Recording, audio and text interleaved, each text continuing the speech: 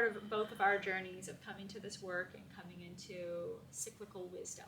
And a big, huge part of reclaiming the real. The real calendar. Da, da, da. Leanne always wants to talk about the real calendar. I will not go off on it too much. This is the time. This is the time. Yes, it is the time. So working with the wheel of the year is so important when we want to reclaim the cycles of the sun and the seasons, which our body naturally understands as alignment, as opposed to a man-made time system that offsets us from the solar rhythm. And of course, like, we both are real world people. We have to get kids to school and appointments. So if we just decided that the calendar didn't exist, you know, we would not show up for things.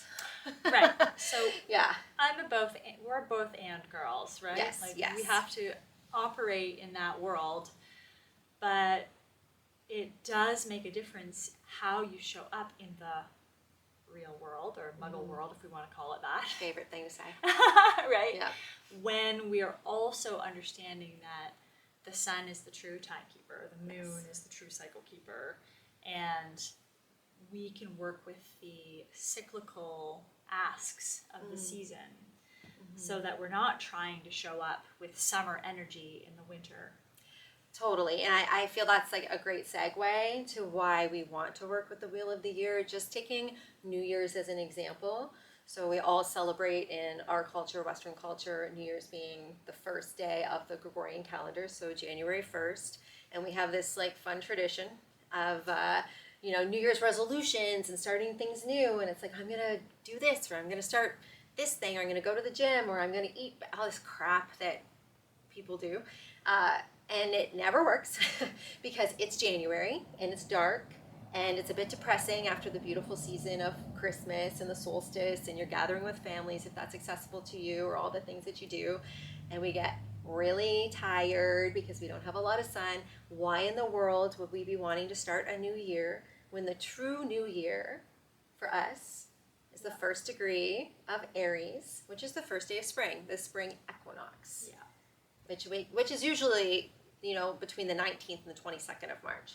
It just makes so much more sense. That's truly the beginning of the new. The buds are starting to set on the Yes. trees, and life is actually lifing, ready to expand. So just knowing that, I would never set a New Year's intention in January. So that's a clear example of knowing the secret calendar, the real calendar.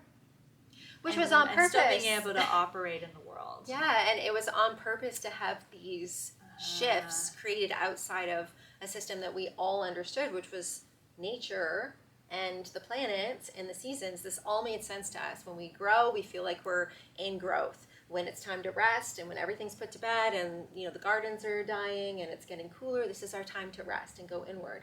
And this all feels very natural to us. Yeah. That is why it can feel so unnatural to be outside of that system, and we may wonder, like, well, everybody's, starting new things. Why do I feel so depressed? Or I don't feel like I want to, get up and go. I'm actually so tired. And then that makes you feel terrible about yourself. And that was actually purposeful, so we wouldn't follow the seasons and the rhythms, because that empowers you to grow in times of growth and to take in and receive in the dark times of receiving, so that you can actually attract and bring in the abundance and growth that you need. So, I mean, it does actually get me really frustrated, but.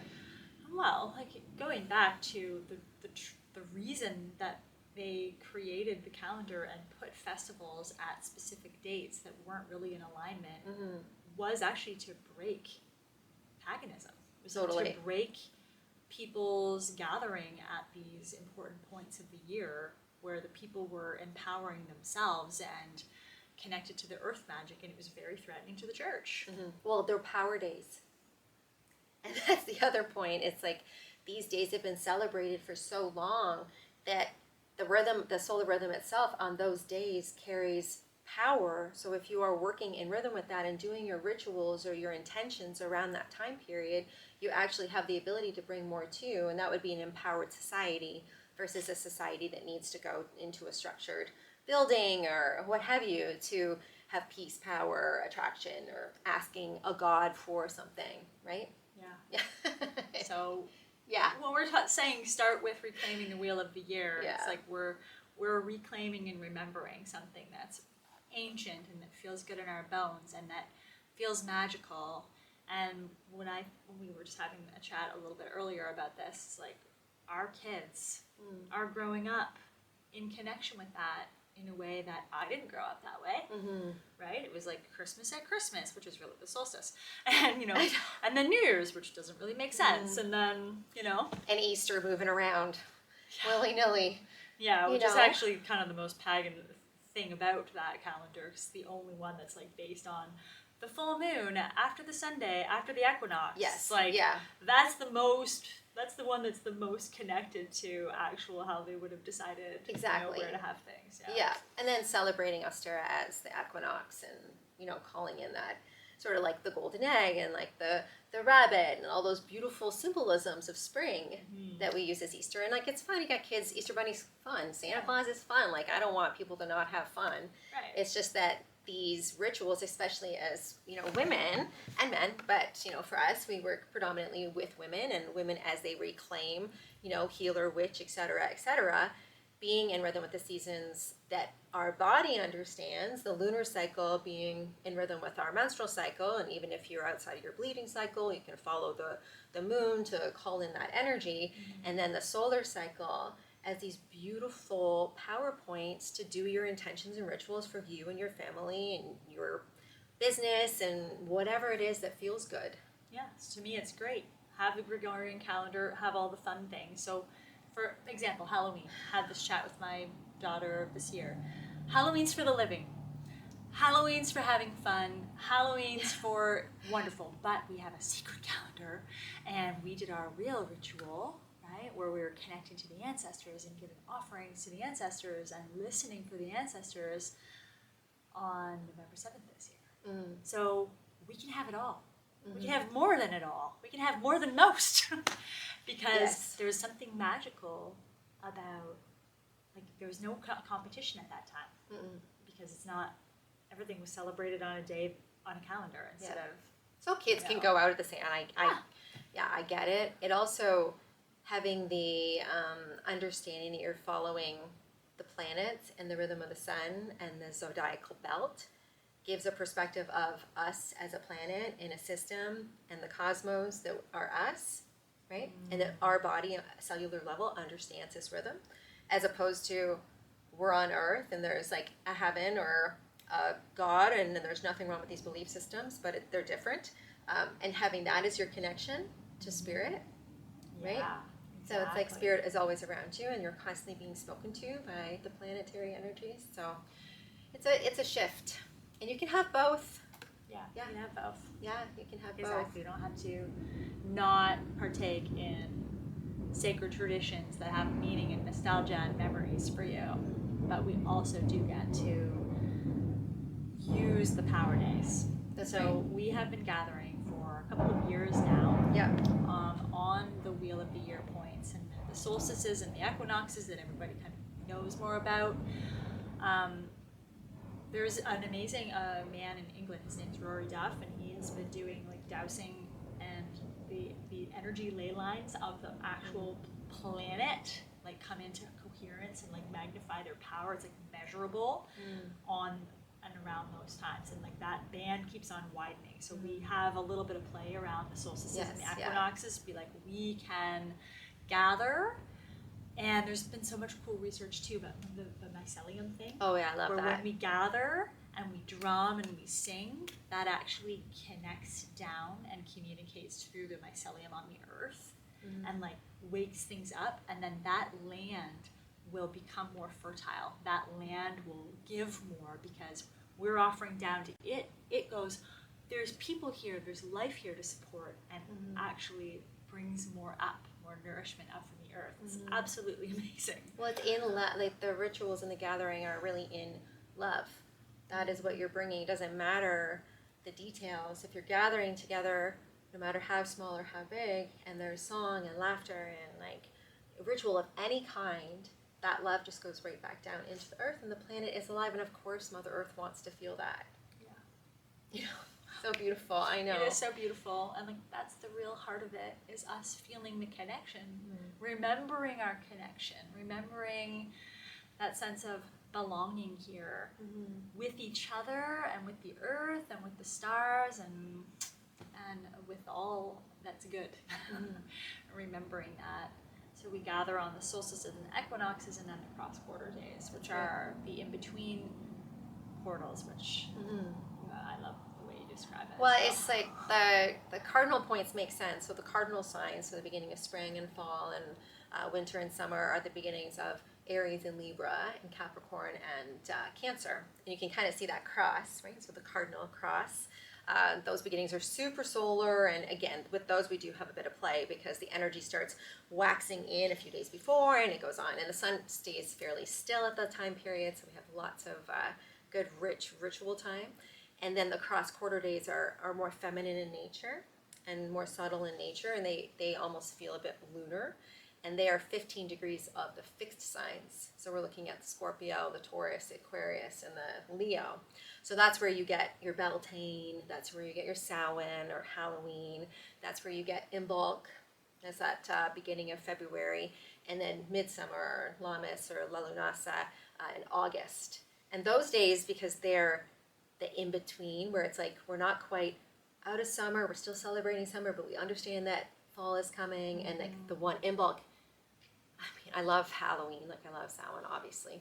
I wouldn't be a witch if I didn't love Samhain. But Imbolc might be my favorite because that's the, like, we did the winter solstice, we've gone inward, we're like learning, we're resting, we're nourishing our body, we're allowing rest and warmth and all of those things.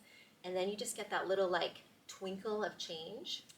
And you're like, oh, there's like the odd crocus is coming out, or the trees have a different look, the sky has a different look.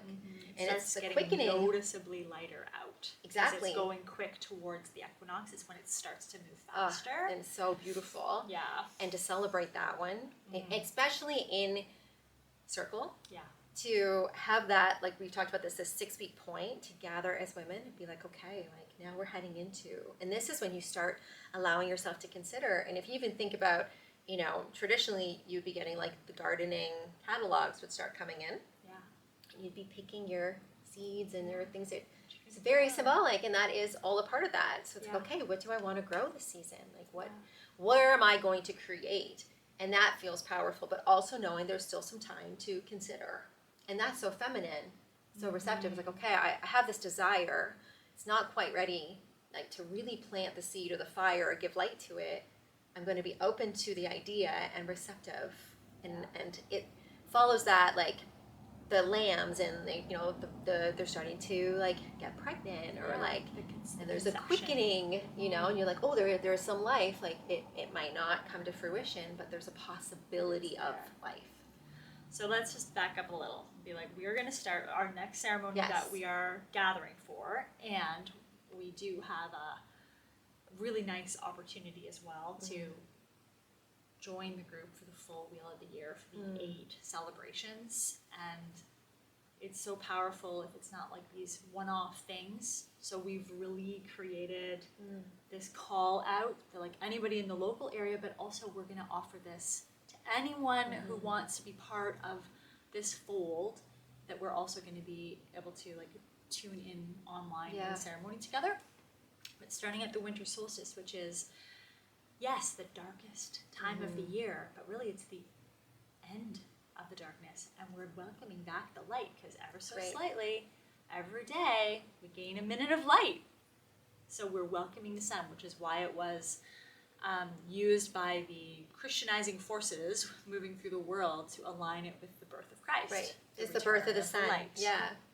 So, beautiful. Like, there's a lot of little nature tidbits actually woven into the reason for some of the celebrations, so it's fun. So we gather in the darkness for the listening, for the dreaming, and to celebrate the rebirth, right, of the sun. And then the 6 weeks later, at the beginning of February, usually it's like the 2nd, 3rd, 4th-ish in there.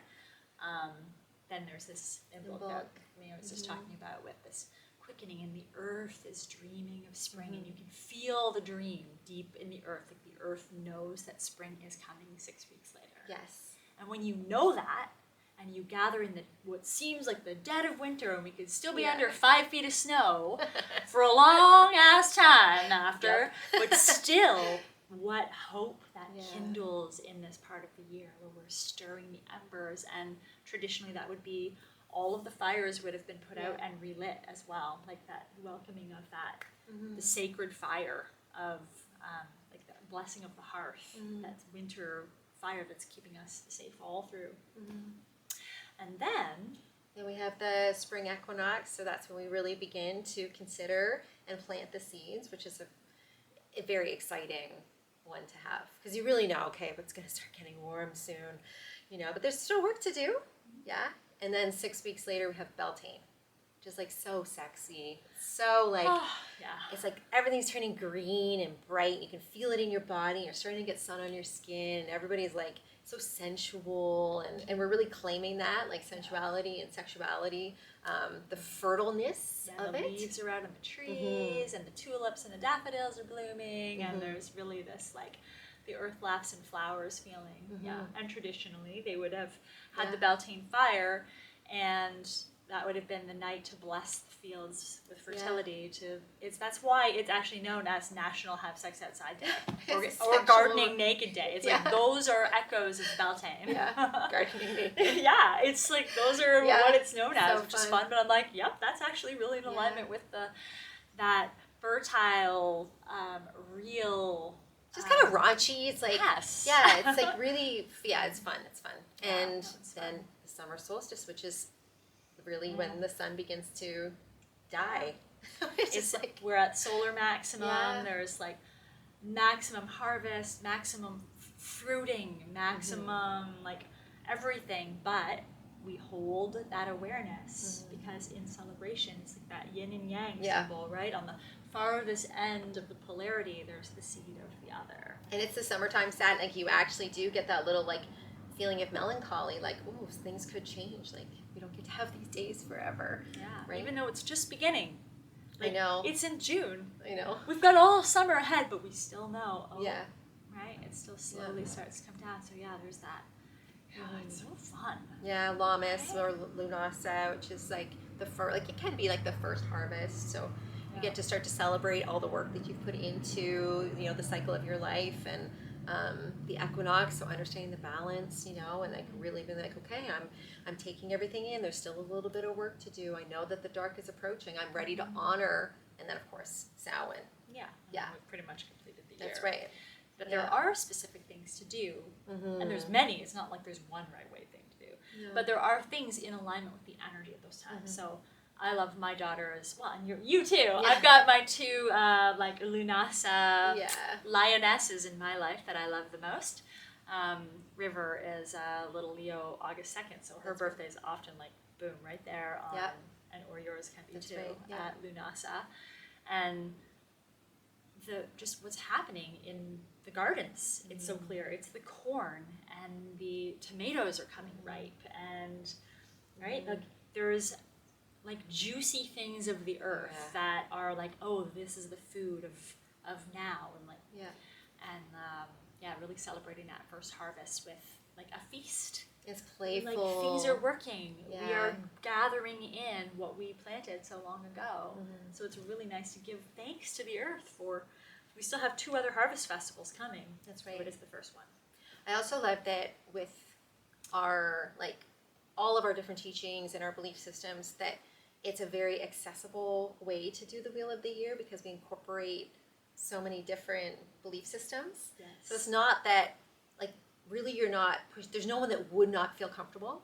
No, absolutely not. Like anybody could feel comfortable, which I really, I'm really proud of that. Like with us, and it's not a dogmatic No. society where there's rules and things you have to do. It's like, yes, we have, there's energy hygiene, as we talked about Yes, in yeah. our first episode. There are some energy hygiene things to hold the space, but to create that sense of ritual and the comfort that comes with it. Mm-hmm. That, oh, we are honoring the fact that we're gathering in sacred space. We're gathering in gratitude. We're gathering in love. Mm-hmm. We're gathering in honoring of the season that we're in, witnessing it in the world around us, but also feeling it as us. Mm-hmm. Like how is it living and embodied in our lives in that time? And there's a flow between those two, right? When you have that awareness, you're looking for it in the outside because you're aware of it on the inside. That's right. And at the same time, it kind of goes the other way too. Right. So it helps us feel, I think, a lot more in tune. And it gets rid of, well, I find anyway, it gets rid of that seasonal depression. Oh yeah, no, I agree. You know? I agree, especially like the winter, like really sowing into Beltane, that time period that it can feel like seasonally we don't get as much vitamin D. I mean, again, we're Western people, like this is something that we tend to lack, but to have something to look forward to every 6 weeks, and also just feeling the rhythm of change. You don't tend to get stuck in the, well, this is winter, so I'm depressed, or like I need to go away, or like, oh, it's great, it's raining all the time. It's like, oh no, there's a purpose to all of this. Yeah. It's actually, if you look around, it's all beautiful. Yeah. Like it's all magical. And there's a season for things. Yeah. So yeah, the season of being a little slower, the season of being indoors more, the season of embracing the cold. Oh, so yeah. if we want to go into that, it's actually how we can access our vitamin D that we don't get from the sun. So it's stored in us. Right. So there's wisdom in, I mean, of course, we're also talking our traditions, our history, and it's really, we're lucky in the sense that, like, my ancestors I'm like almost 100% Northern European. Yeah. So the seasonal cycles that's in my DNA really matches what we have here, right? Yeah, you too. Same. Yeah. So there's something about this remembering, but we're really in the climate, and that's why people's celebrations tend to look different closer to the equinox as well, because they don't have this winter-summer polarity. They have different ways of understanding, and it's beautiful and embodied in that place, right? But here, it really makes sense that when it's that dark, cold time, we really need to embrace the cold. We need to embrace the dark and light the candles and cocoon. And it's the time to create and make art and maybe learn how to play the guitar or read the books. Read the books. Yeah, exactly. Yeah. I also feel that because we live in such a busy, driven society, knowing you have a ritual every 6 weeks, to say that, yeah, I'm going to meditate all the time. I'm going to talk to spirit. I'm going to ask my guides for help. Weeks can go by. I understand this business life, like chaos. We are still living in the real world. Yes. But to be like, okay, yes, I'm like gathering again. I'm in circle. I can like call in my guides. I can regroup. It's like reconfiguring with the cosmos, with my cosmic body, with my soul, cosmic family. And I know that that's going to happen. It's just like, yeah, it is just such a beautiful, subtle, receptive rhythm to be in. And I'm really proud of what we're doing. And I'm excited that we're starting soon again. We have something coming up. We'll be beginning at the solstice. And we do have that on our Instagram and online on our website. So, and we've been chatting too about there's the in-person gatherings that are magical, whether it's online or in physical presence, which we love. And then we're also everybody who joins that fold, because if you're committing to remembering in this way and coming to the full wheel of the year, we really want to support that. We'll have a little WhatsApp group and be able to drop little resources. Like, I have a 10-year-old and we have a baby on the way. Not in the me, family but, too. Yeah.